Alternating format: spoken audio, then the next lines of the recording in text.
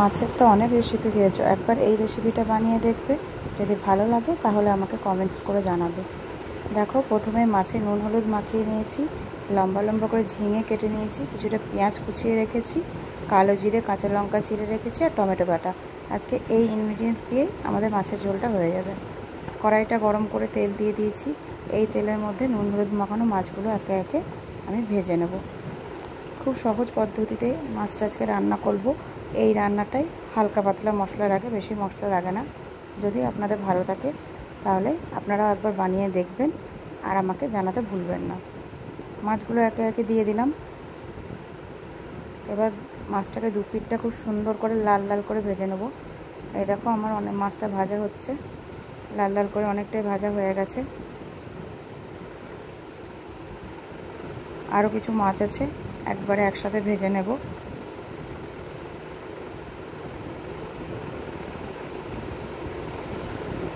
এই মাছগুলো আমার ভাজা হয়ে গেছে, আমি তুলে নিয়েছি। এরপর যেটুকু মাছ ছিল সেটুকু মাছ আবারও ঝোলে দিয়ে দিলাম, এই তেলের মধ্যে দিয়ে দিলাম।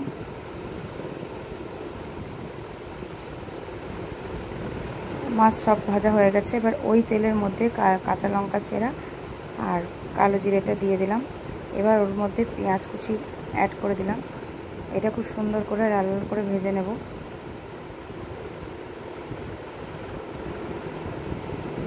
পেঁয়াজ আর ফোড়নটা খুব সুন্দর করে ভাজা হয়ে গেছে।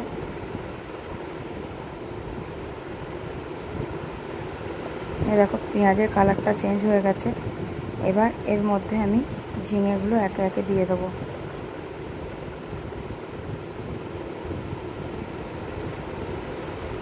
কেটে রাখা ঝিঙেগুলো ওর মধ্যে অ্যাড করে দিলাম। এবার ঝিঙে পেঁয়াজটা খুব সুন্দর করে ভেজে নেব, তারপরে আস্তে আস্তে সব মশলাগুলো অ্যাড করব। দেখো, ঝিঙের সঙ্গে পেঁয়াজটা খুব ভালো করে ভেজে নিচ্ছি। ঝিঙেটা এমনিতেই খুব নরম হয়, অল্প মশলার সাথে কষিয়ে দিলেই সিদ্ধ হয়ে যায়। এবার এর মধ্যে আমি টমেটো বাটা অ্যাড করে দেবো। টমেটো বাটাটা দিয়ে দিলাম। আবারও খুব সুন্দর করে টমেটো বাটার সাথে ঝিঙেটা খুব ভালো করে কষিয়ে নেব।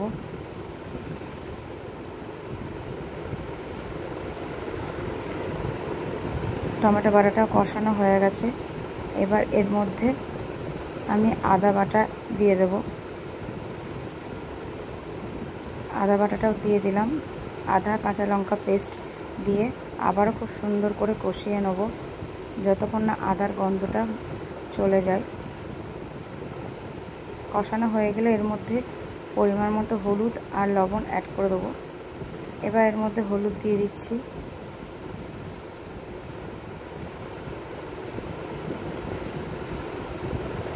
হলুদটা আমার দেওয়া হয়ে গেছে। এবার পরিমাণ মতো লবণ দিয়ে দেবো।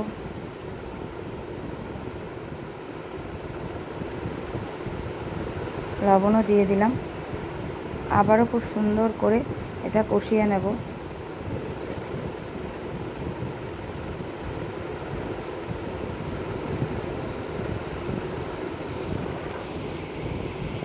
এটা মোটামুটি কষানো হয়ে গেছে। এবার কালারের জন্য আমি অল্প একটু কাশ্মীরি লঙ্কা গুঁড়ি অ্যাড করব।